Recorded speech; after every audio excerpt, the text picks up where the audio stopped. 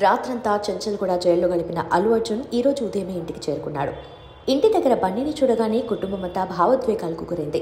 బన్నీ కూడా చాలా హుషారుగా, ధైర్యంగా కనిపించాడు. మీడియా ముందు మాట్లాడినప్పుడు కూడా చాలా జాగ్రత్తగా ఉన్నాడు. ఎలాంటి కొత్త వివాదాలకు చోటివ్వలేదు. అయితే ఇక్కడితో ఈ ఎపిసోడ్కు ఎండ్ కార్డ్ పడినట్టు కాదు. ఈ అరెస్ట్ ప్రభావం ఇంకొంతకాలం కూడా ఉండే ఛాన్స్ ఉంది. బన్నీకి దొరికింది మధ్యంతర బెయిల్ మాత్రమే. ఈ బెయిల్ వల్ల 14 రోజుల పాటు రిమాండ్ ఖైదీగా జైల్లో మగ్గాల్సిన బాధ తప్పింది. కాకపోతే ఈ కేసు ఇంకా విచారణలోనే ఉంది. ఈ అరెస్ట్ వల్ల బన్నీ ప్లాన్స్ అన్నీ అప్సెట్ అయిపోయాయి. ఈ వారం అంతా పుష్ప 2 కోసం ప్రచారం చేద్దామనుకున్నాడు అల్లు అర్జున్. నార్త్లో 2వ దఫా ప్రచార కార్యక్రమాన్ని మొదలు పెట్టాడు కూడా. హైదరాబాద్లో కూడా ఓ ఈవెంట్ ప్లాన్ చేశారు. తాను చేయాల్సింది, తిరగాల్సింది కూడా చాలా ఉంది. అయితే ఇంతలోనే అరెస్ట్ అవ్వాల్సి వచ్చింది. దాంతో పుష్ప 2 ప్రమోషన్లకు గండి పడినట్టయింది. ఈ ప్రమోషన్లు అవ్వగానే తన కుటుంబంతో కలిసి వెకేషన్కు వెళ్దామనుకున్నాడు. అది ఇప్పట్లో లేనట్టే.